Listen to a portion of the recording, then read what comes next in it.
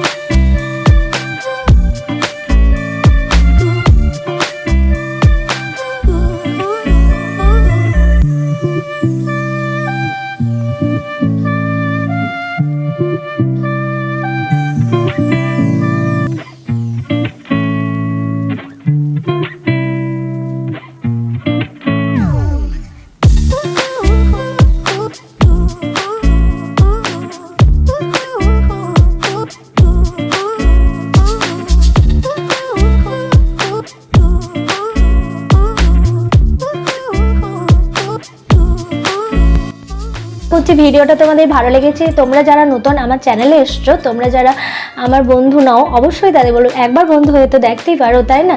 তো চলো আমার চ্যানেলে তোমরা যারা নতুন এসছো তারা চটপট করে সাবস্ক্রাইব করে রাখো। আর ভালো লাগলে, ভিডিওটা যদি ভালো লেগে থাকে অবশ্যই লাইক করতে ভুলবে না।